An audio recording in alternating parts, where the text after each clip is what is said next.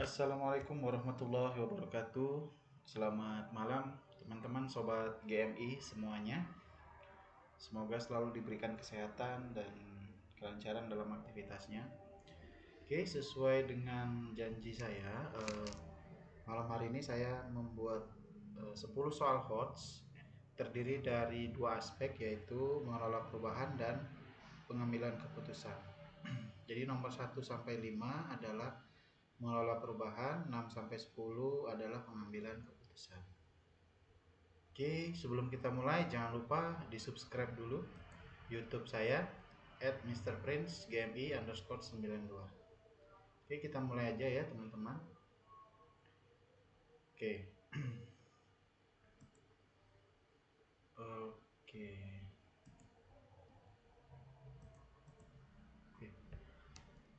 Ya, nomor 1. Silakan untuk di pause dulu atau dibaca dulu soalnya kemudian dikerjakan ya teman-teman. Lanjut aja, kita mulai pembahasan soalnya. Oke, ya. Dalam suatu kelas, Anda sebagai guru menghadapi seorang siswa yang memiliki kebiasaan buruk. Kebiasaan buruknya yaitu sering berceloteh tidak jelas saat proses pembelajaran berlangsung. Hal ini mengganggu konsentrasi siswa yang lain, mempengaruhi kelancaran pengajaran di kelas.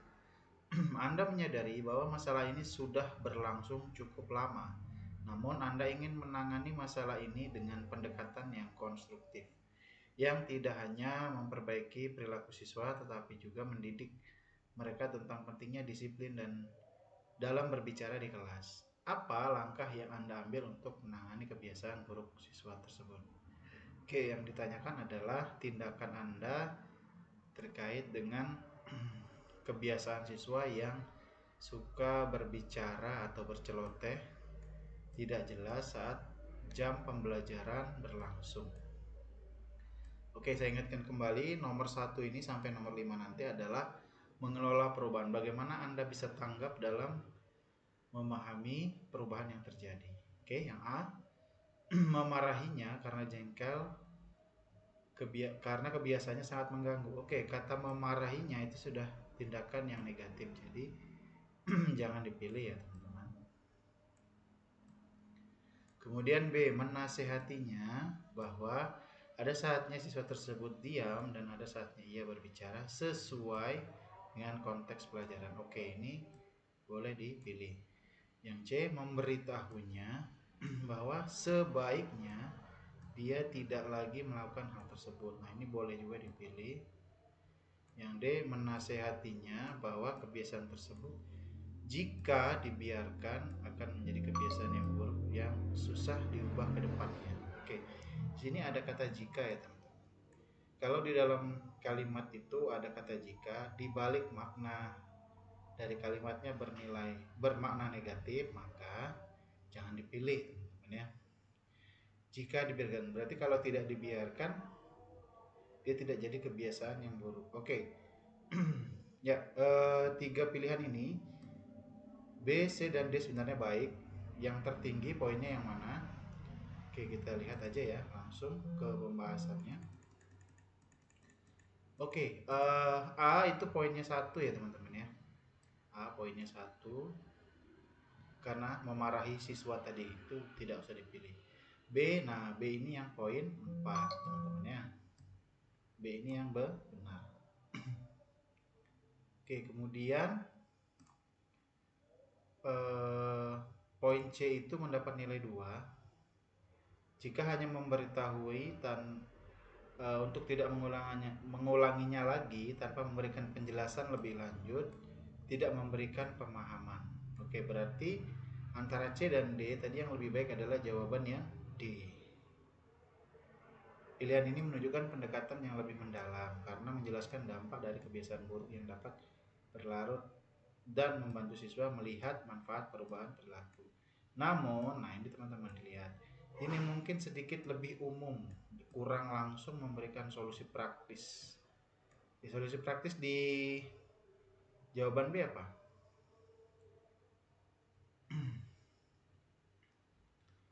Oke, berdasarkan pilihan jawaban tadi yang B itu kita menasehati sesuai dengan kondisi ya teman-teman. Jadi perubahan yang dimaksud sini ada perubahan berdasarkan dinamika situasional. Jadi kita kasih tahu nih murid kita, ada saatnya dia untuk diam, kemudian ada saatnya dia berbicara sesuai dengan konteks pelajaran. Gitu ya teman-teman ya. Oke, kita lanjutkan ke soal nomor 2 ya teman-teman.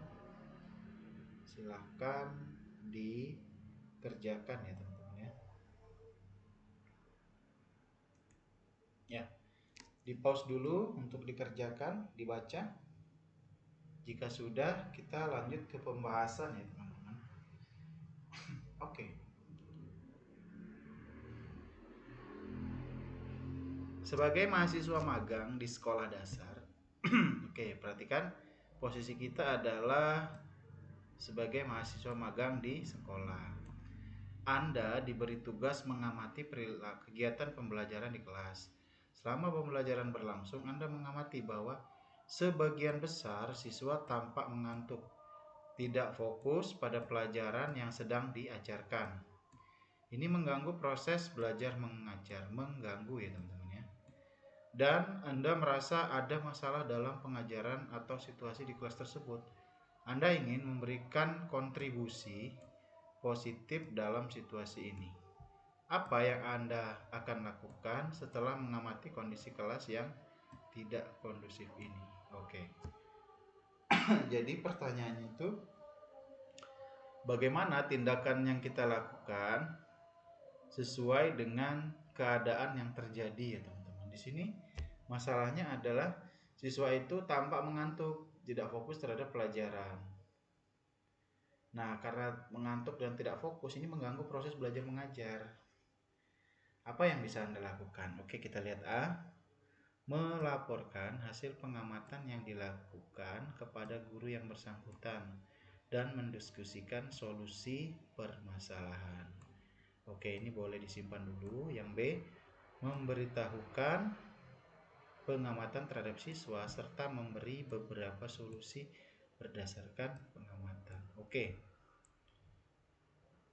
Ini kurang bagus ya teman-teman. Kenapa kurang bagus? Karena Anda memberikan solusi. Nah, solusi yang Anda berikan ini belum tentu cocok dengan keadaan di kelas ini. Jadi kalau saya eliminasi. Kemudian C, mengambil alih kelas dan menunjukkan cara mengajar. Wah, ini juga tidak boleh ya teman-teman ya. Kalau saya langsung saya silang ini. Kenapa? Karena kita menggurui guru senior yang sedang mengajar. Kita ini kan posisinya hanya sebagai pengamat. Gitu. Kemudian melaporkan kepada kepala sekolah bahwa kondisi kelas tidak kondusif. Apalagi yang ini teman-teman ya. Ini sangat tidak boleh. Kenapa? Berarti kita ini ikut campur dalam proses pembelajaran guru tersebut. Kita tugasnya hanya sebagai pengamat ya teman-teman ya, sebagai mahasiswa magang. Kalau saya jawabannya yang A. Oke, kita lihat apakah betul A. Ya, betul yang A ya jawabannya teman-teman ya. A ini berpoin 4 karena menunjukkan pendekatan yang kolaboratif. Jadi kita itu karena sebagai mahasiswa magang harus menunjukkan pendekatan yang kolaboratif dan empati.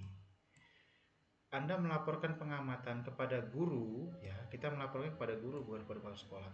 Dengan cara membangun serta mendiskusikan. Kita berdiskusi dulu untuk mendapatkan solusi secara bersama-sama. Ini mencerminkan kemampuan mengelola perubahan dalam situasi yang sensitif dengan cara yang positif, menghormati peran orang lain. Itu ya teman-teman ya. Oke, yang B ini poinnya 3. Kenapa poin 3? Jawaban ini juga baik. Anda memberikan solusi berdasarkan pengalaman Anda dengan cara sedikit lebih langsung daripada yang A. Meskipun memberikan masukan adalah hal yang baik, pendekatan yang lebih kolaboratif dan mengedepankan diskusi lebih disarankan. Oke. Jadi yang B ini tidak kolaboratif. Kenapa?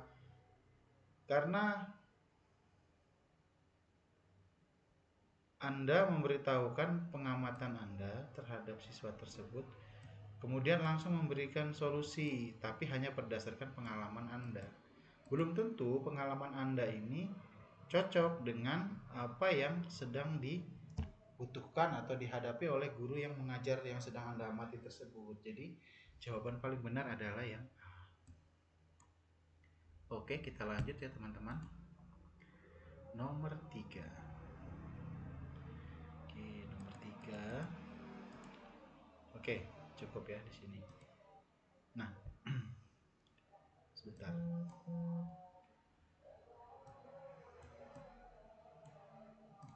Oke, mungkin lebih besar lagi soalnya supaya enak aja dilihat. Oke.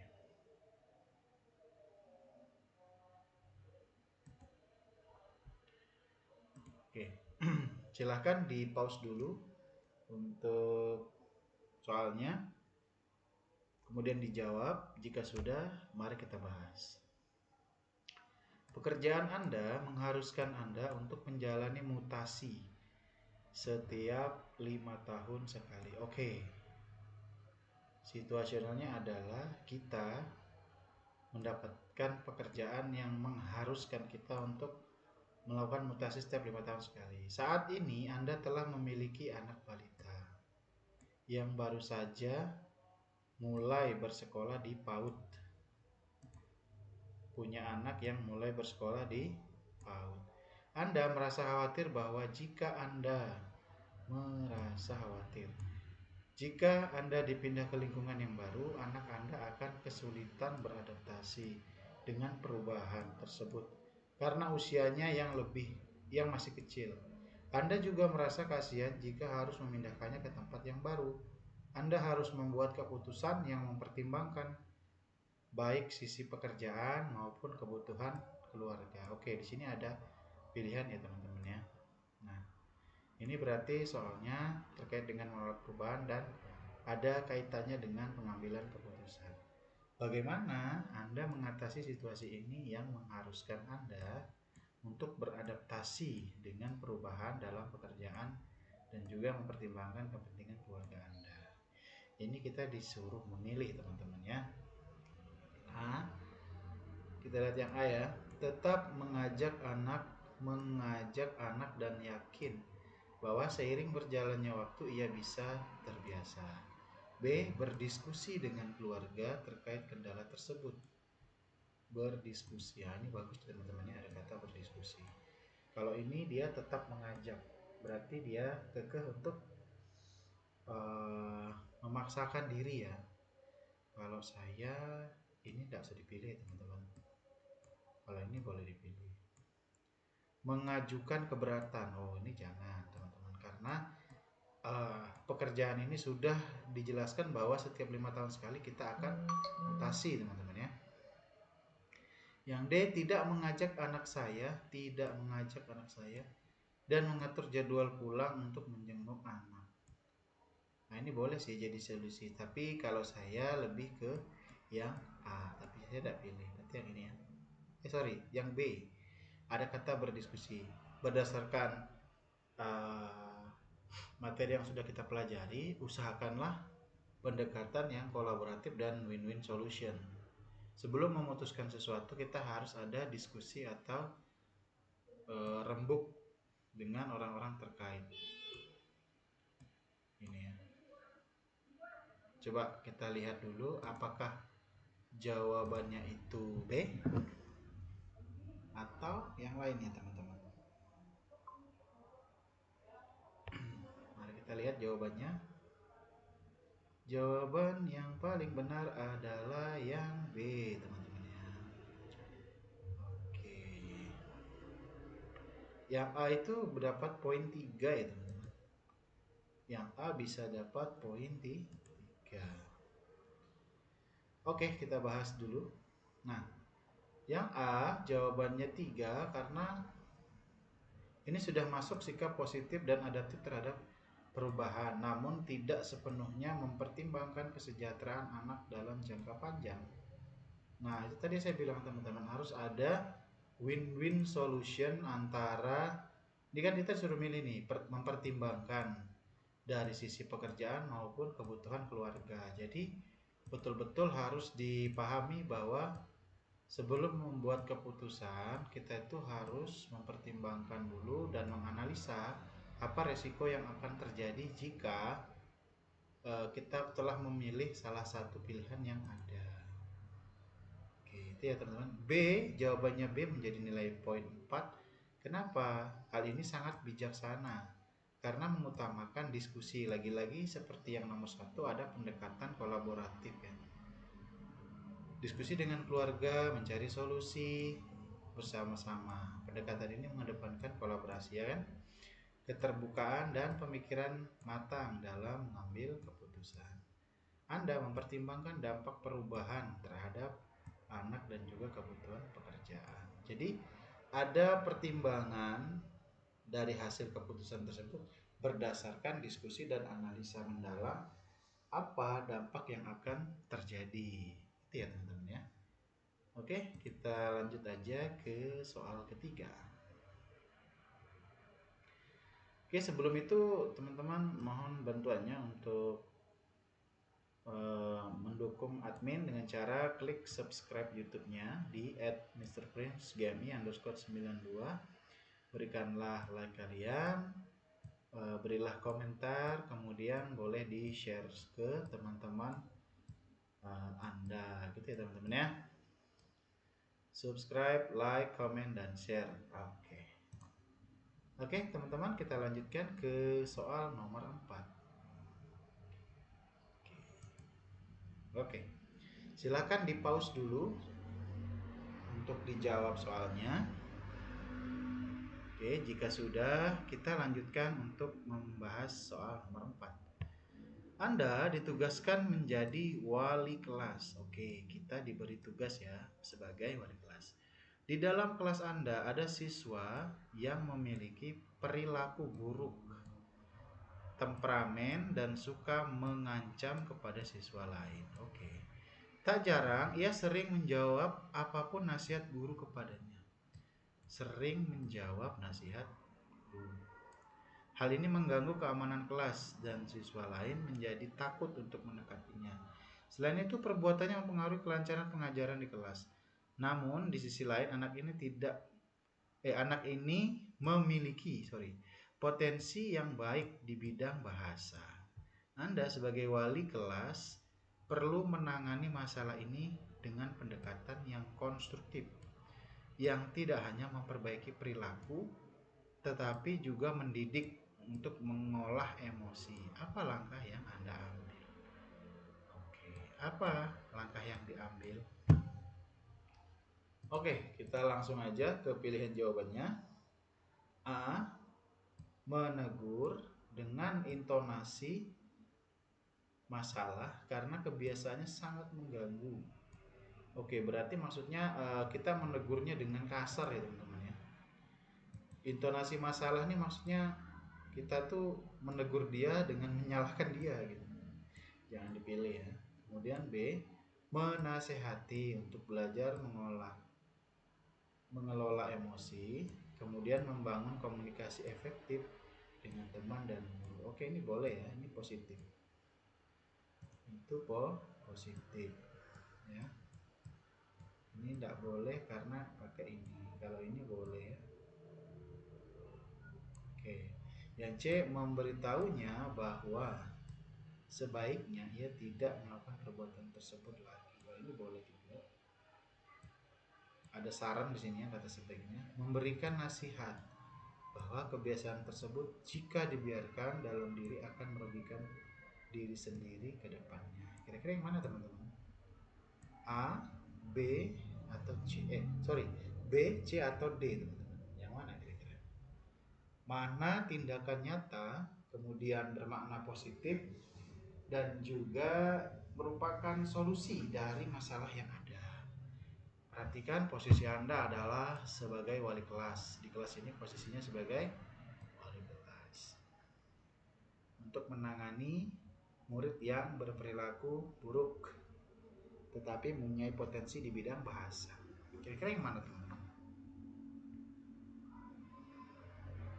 Kalau Mimin lebih ke pilihan B, tapi juga bisa D sebenarnya. Kalau Mimin B aja. Kira-kira jawabannya apa ya teman-teman ya? Jika sudah, kita langsung saja bahas. Oke, ternyata poin tertingginya ada di bagian B teman-teman. Poin keduanya ada di bagian D, 3 poin.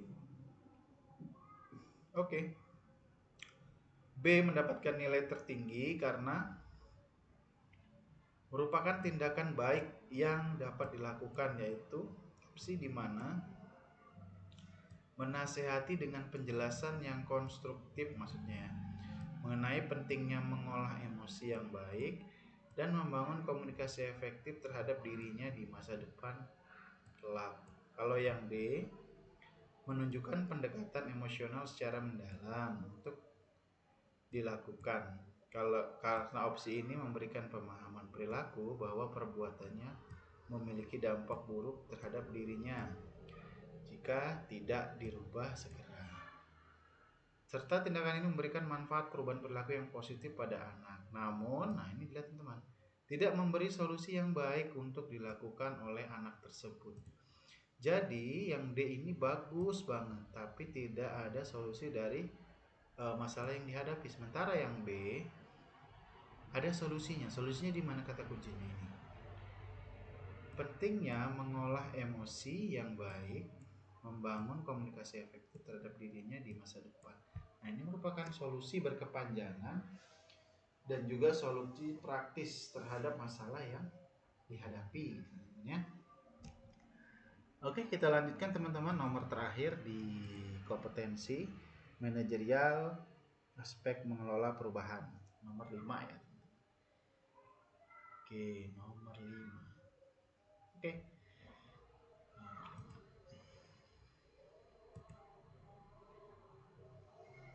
Oke. Saya besarkan lagi. Silakan dikerjakan. Di pause dulu teman-teman untuk dikerjakan. Oke, jika sudah, kita langsung aja lanjut ke pembahasan soalnya. Anda adalah ASN guru yang ditempatkan di wilayah pelosok desa.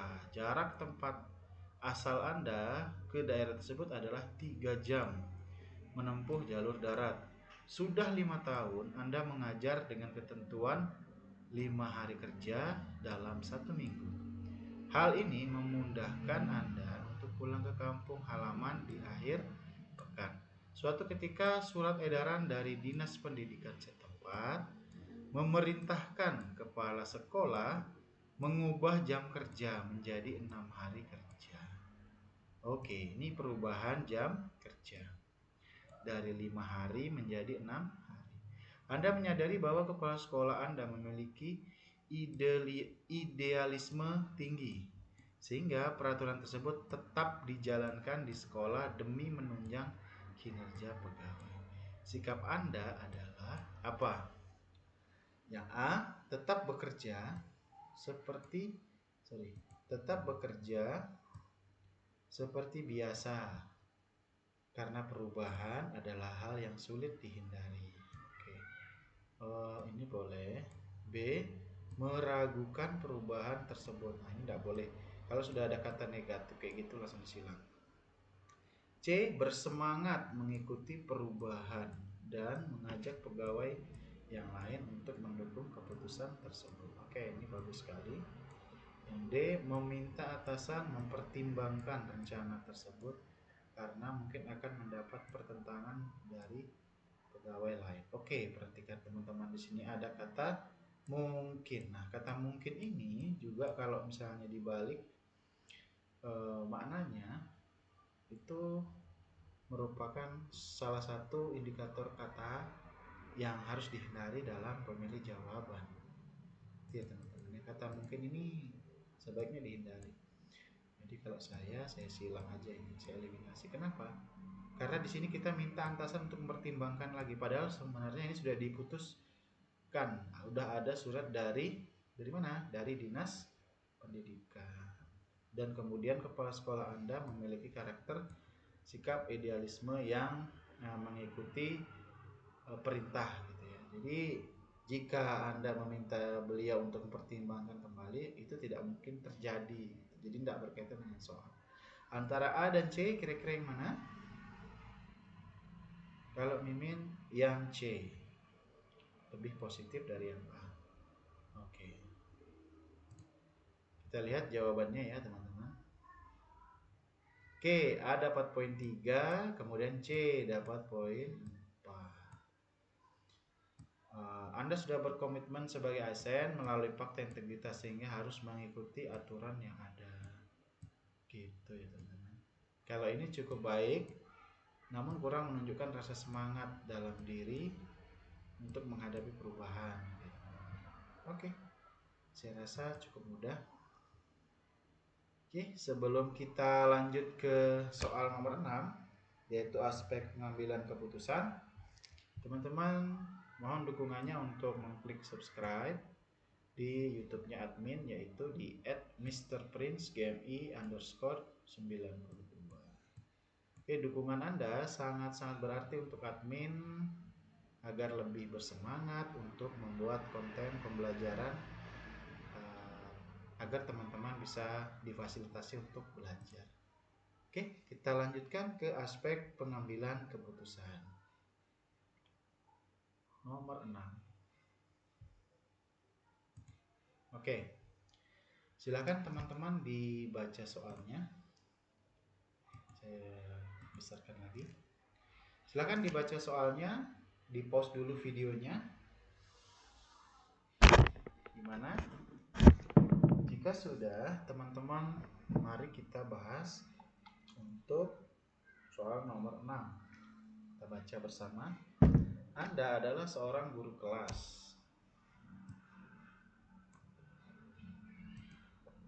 Nah, Anda seorang guru kelas yang sedang mengawasi kegiatan belajar di sekolah. Saat pelajaran olahraga, guru olahraga berhalangan hadir.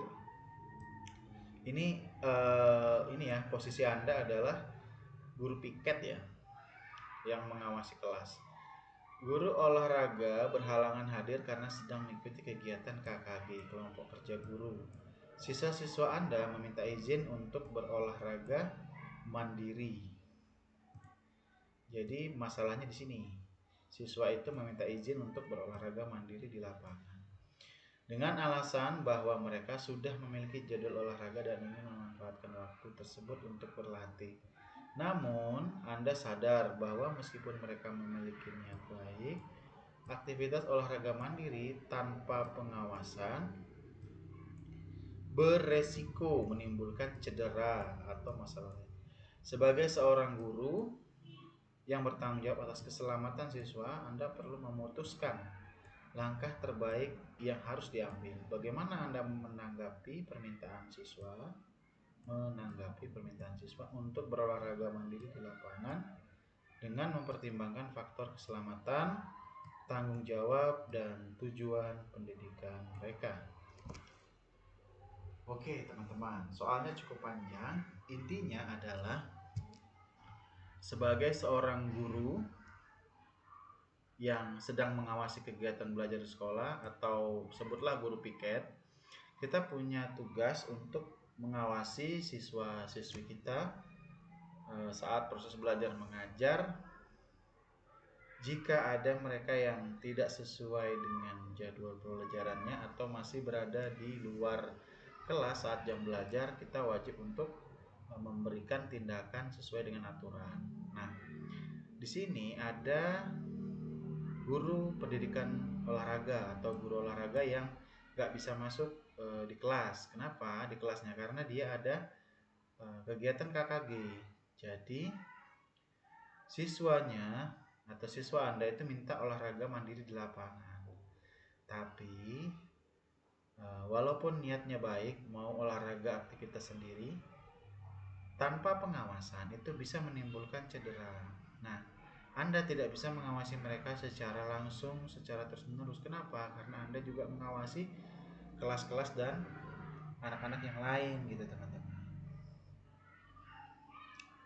Jadi apa yang bisa Anda lakukan untuk mengambil tindakan terkait dengan aspek pengambilan keputusan. Keputusan apa yang Anda ambil? Oke, kita A. Saya tidak memberinya izin karena hal tersebut sangat berisiko. Ini boleh. Kenapa boleh? Karena kompetensi sebagai guru olahraga itu bukan tugas kita, teman-teman, karena kita guru kelas. Ingat, pemosisian diri kita itu yang paling penting. Ini ya, posisi diri, hati-hati. Kemudian B, saya akan mendampingi mereka olahraga mandiri. Nah, ini sebenarnya positif, tapi ini tidak usah dipilih. Kenapa? Karena tidak sesuai konteks. Anda ini seorang guru kelas, bukan guru olahraga. Jadi tidak sesuai kompetensi Anda, jangan dipilih. Ini jebakan, teman-teman ya. Saya membiarkan saja karena memang jadwalnya sedang olahraga. Nah, ini berarti Anda tidak peduli dengan siswa. D. Meminta guru lain untuk mengajar olahraga. Ini juga tidak boleh karena tugas Anda sebagai guru PG. Sebenarnya untuk yang B ini boleh sih dipilih, tetapi karena tidak sesuai dengan kompetensi Anda, sebaiknya dihindari. Kalau admin langsung pilih jawaban yang A. Oke, kita lihat apakah benar jawaban admin yang A atau jawaban kalian yang benar. Kita lihat. Oke. Jawaban yang benar adalah jawaban A. Ya. Alasannya, pilihan ini menunjukkan kebijaksanaan dalam pengambilan keputusan.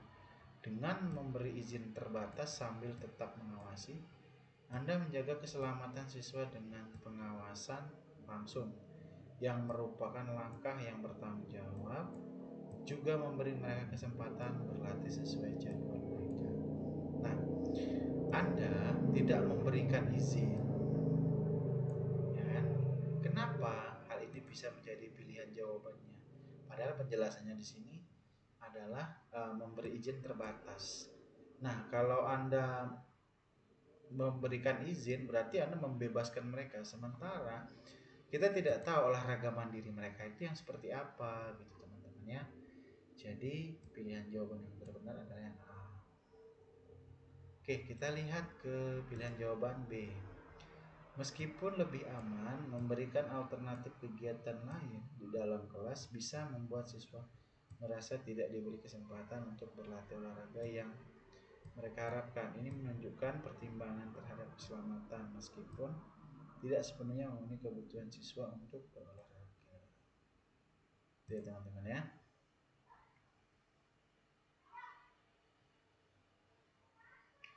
Oke, cukup jelas. Nanti kalau misalnya ada yang kurang jelas, boleh tanya admin ya. Kita lanjut ke nomor 7, teman-teman ya. Nomor 7. Oke, nomor 7. Silakan dibaca soalnya, di pause dulu. Oke, jika sudah, mari kita bahas soalnya yang nomor 7. Anda adalah ketua tim. Oke, perhatikan teman-teman, ketua tim yang diberikan tanggung jawab untuk mengoordinasi proyek pembuatan kosmetik baru. Produk tersebut telah melalui tahap uji coba kepada konsumen.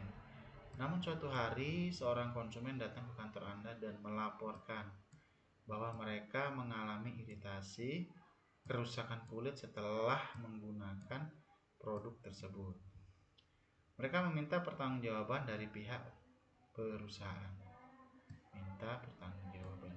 Sebagai ketua tim, Anda harus memastikan bahwa tim Anda bertindak profesional dan memberikan solusi yang tepat untuk situasi ini.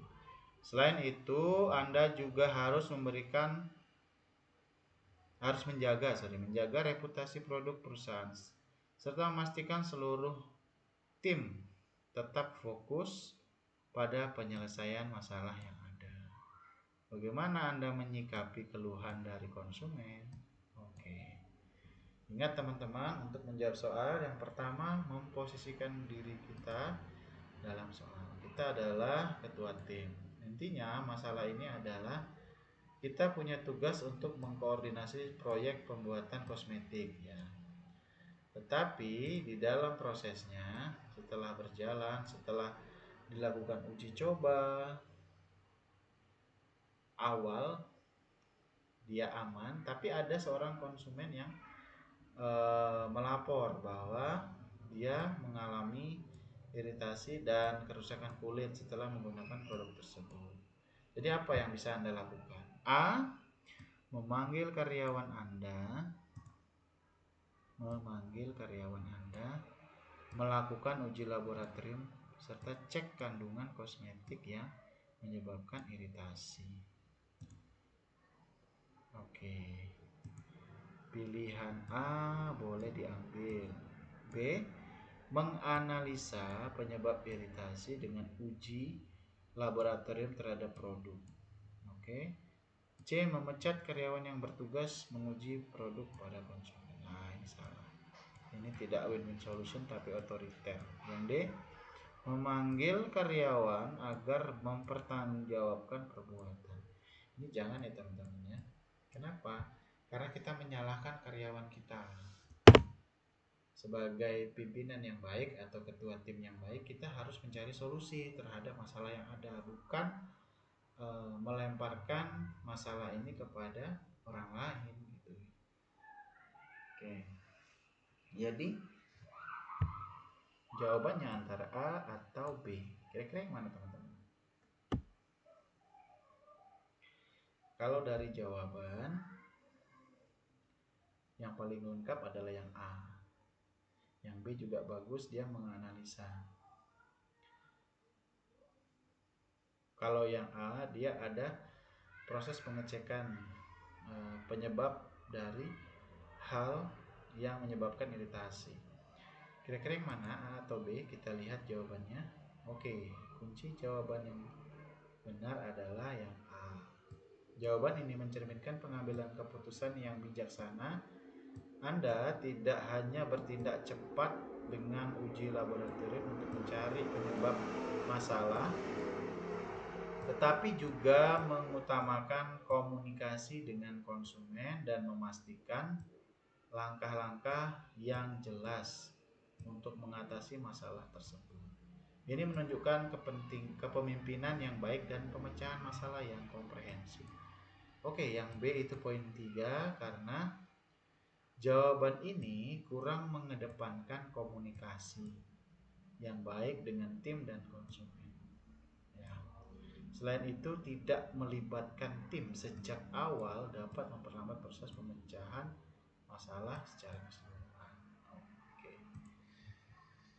Gitu ya teman-teman ya, yang A ini jawabannya lebih lengkap, kemudian lebih positif dan merupakan win-win solusi dari masalah yang dihadapi. Oke, kita lanjut ke nomor 8.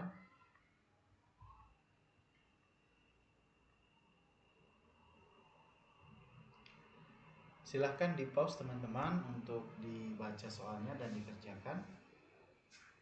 Jika sudah, kita bisa lanjut ke nomor 8 teman-teman ya. Oke, nomor 8 sebagai pimpinan perusahaan. Oke, posisi Anda adalah seorang pemimpin perusahaan. Anda mengamati perilaku karyawan Anda. Salah satunya adalah karyawan yang sering mengkritik. Berbagai hal yang terjadi di kantor. Kritik yang disampaikan tidak selalu relevan dengan pekerjaan atau tanggung jawabnya, namun dia tetap rajin berkomentar. Bahkan ada beberapa permasalahan yang sebenarnya tidak ada kaitannya dengan dirinya, tapi ia tetap melontarkan kritik. Hal ini menyebabkan beberapa karyawan yang lain merasa tidak nyaman dan mereka sering mengeluhkan sikap karyawan tersebut kepada Anda. Oke, sebagai pemimpin atau pimpinan, Anda menyadari bahwa lingkungan kerja yang sehat harus harmonis, sangat penting untuk produktivitas moral tim. Apa Anda perlu memutuskan langkah yang tepat untuk menangani masalah ini tanpa merusak hubungan antar karyawan atau mengganggu suasana kerja yang kondusif. Apa sikap terbaik yang dapat Anda lakukan?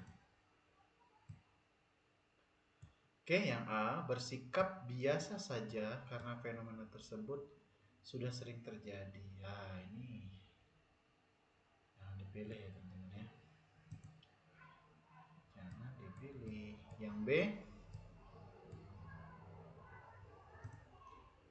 Oke, yang B, menegur, mengklarifikasi, dan memaparkan keluh kesah karyawan lain. Ini boleh nih, ini positif, tapi kita lihat dulu ada jawaban yang lebih baik atau tidak. Mendatangi tempat tinggal karyawan yang bersangkutan dan mengajak berdiskusi. Oke, kita datangi tempat tinggalnya, kita ajak dia diskusi secara kekeluargaan. Diskusi secara kekeluargaan agar dapat berubah memperbaiki diri. Oke, yang D. Oh, sorry teman-teman. Yang A enggak ya. Yang D. Yang D.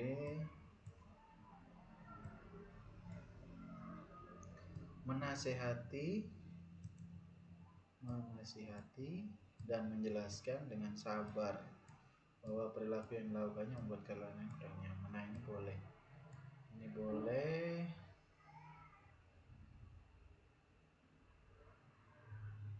Kalau B dengan C rasanya ya B, C, D ini boleh, tapi yang paling tepat kalau menurut admin adalah yang D, karena di sini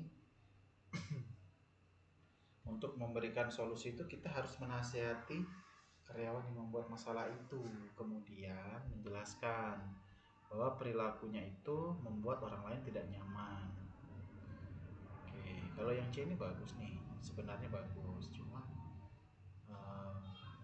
kurang tepat aja kalimatnya ya. Kita lihat jawabannya apakah D atau C. Oke, jawaban yang paling baik adalah yang D. Menasihati dengan sabar dan menjelaskan dengan empati bahwa sikapnya mempengaruhi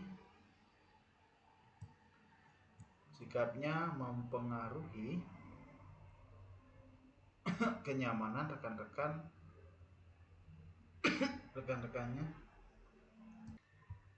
Oke, menasihati dengan sabar, menjelaskan dengan empati bahwa sikapnya mempengaruhi kenyamanan rekan-rekannya adalah pendekatan yang paling bijak. Jadi pendekatan yang paling bijak kalau menurut jawaban adalah yang D, teman-teman ya. Itu menjaga profesionalisme, meminimalisir konflik, menciptakan solusi yang lebih konstruktif bagi semua pihak. Oke. Kalau yang B tadi jawabannya berpoin 3 karena kalau kita memaparkan keluhan karyawan lain itu juga bisa berisiko menambah ketegangan karena dia merasa ditegur oleh atasan gara-gara orang lain gitu teman-teman. Jadi ada potensi konflik. Jadi cari jawaban yang win-win solution, kemudian bijaksana. Yang terakhir adalah keputusan ini tidak menimbulkan konflik baru teman-teman ya. Oke, kita lanjut ke soal nomor 9 teman-teman. Oke, saya rasa cukup sampai sini untuk ininya. Nomor 9, silahkan di pause dulu untuk mengerjakan. Jika sudah, maka kita langsung bahas ya. Setelah pulang kerja, Anda melewati gang yang terletak dekat rumah Anda dan melihat bahwa lampu penerangan di jalan di sana mati. Anda menyadari bahwa kondisi ini bisa membahayakan pengguna jalan. Oke, terutama di malam hari, mengingat banyak orang melewati gang tersebut termasuk anak-anak dan warga yang berjalan kaki. Dalam kondisi ini, Anda merasa bertanggung jawab untuk bertindak, namun Anda menyadari bahwa perbaikan lampu bukanlah tugas Anda secara langsung. Oke, terkait ini jawabannya yang mana yang paling bagus? A, saya akan melaporkan kepada ketua RT bahwa lampunya rusak. Oke, ada tindakan melaporkan kepada Pak RT. Kemudian yang B, saya akan membeli lampu dan memasang sendiri. Oke, ini tadi di sini udah ada jelas teman-teman ya. memperbaiki lampu jalan bukan tugas kita. Jadi jangan dipilih teman-teman. Sudah ada di keterangan di soal bahwa ini bukan tugas kita. Saya membiarkannya saja, sudah langsung coret aja. Negatif. Karena saya sibuk dan tidak ada waktu untuk menuju ke RT, maka saya diam. Ini juga tidak usah dipilih. Pasti poin tertingginya itu antara A, kemudian poin keduanya itu B. Jadi ini 4, ini 3. Kalau menurut admin seperti itu. Kalau menurut kalian gimana? Oke, langsung aja kita lihat ke opsi jawabannya. Oke, teman-teman. Ntar saya kecilin dulu. Nah, sip. Nah, jawaban yang benar adalah yang A tadi. Jadi, karena memperbaiki lampu bukanlah tugas kita, teman-teman ya. Jadi, eh, yang paling oke tindakannya itu yang tepat adalah kita melaporkan masalah ini kepada orang yang punya wewenang. Jadi jangan dikerjakan sendiri. Apalagi redaksi di soal sudah ada bahwa itu bukan tugas Anda. Oke, kita lanjutkan teman-teman. Yang B, meskipun menunjukkan sikap positif untuk tindakan tadi, ya kan? Ini tidak bijaksana. Kenapa? Karena mengetahui prosedur dan aturan yang berlaku itu harus diikuti. Ya, jadi poin yang paling tinggi itu yang A, poin 4, dan B, poin 3. Oke, kita lanjutkan ke nomor terakhir. Oke, soalnya cukup panjang. Saya kecilkan dulu.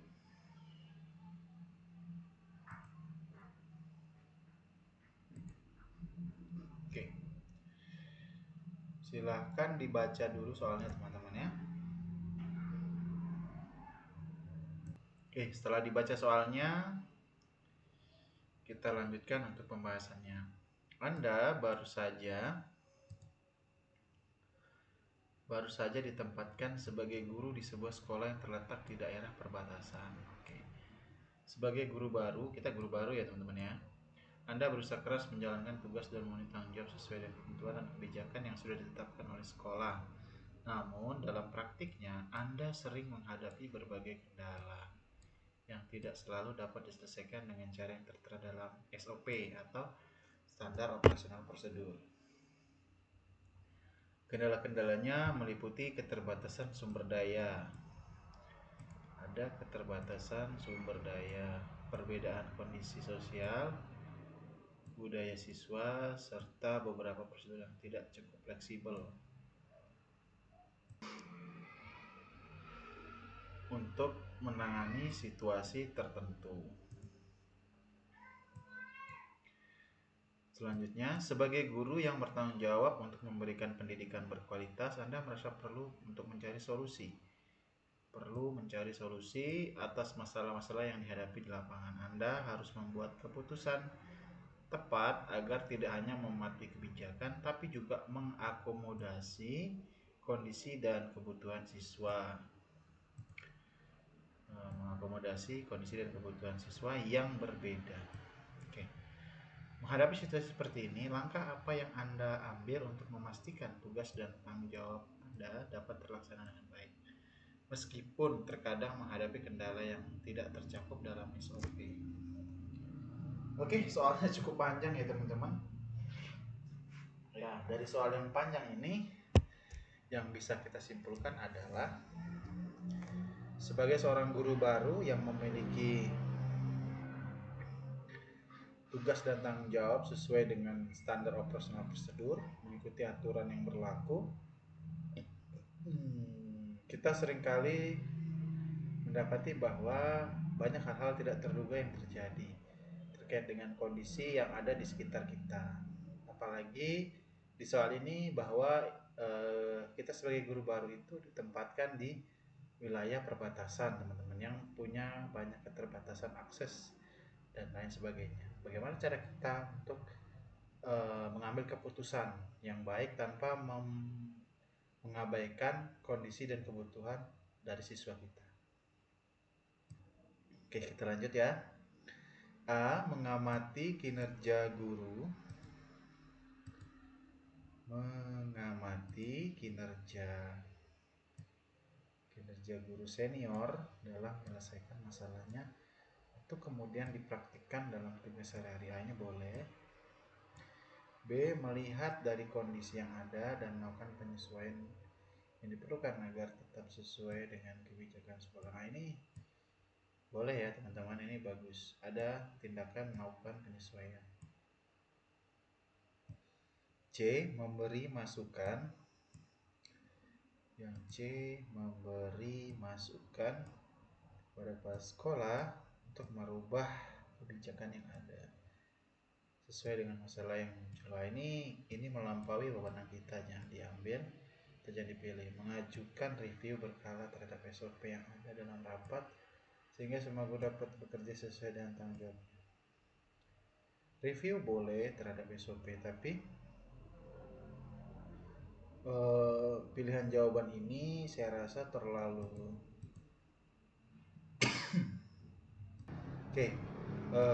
pilihan jawaban ini saya rasa terlalu ini ya teman-teman ya, terlalu eksklusif gitu. Jadi kalau saya, ini jangan dipilih. Admin memilih antara A atau B. Kira-kira menurut kalian jawabannya yang mana teman-teman? Admin memilih B. Nah, kita lihat jawaban kalian yang benar yang mana.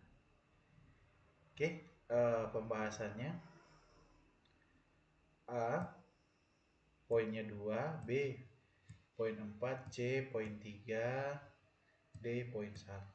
Nah, D tadi ini poin 1 teman-teman. C nya poin 3. Oke, yang B kenapa poin 4?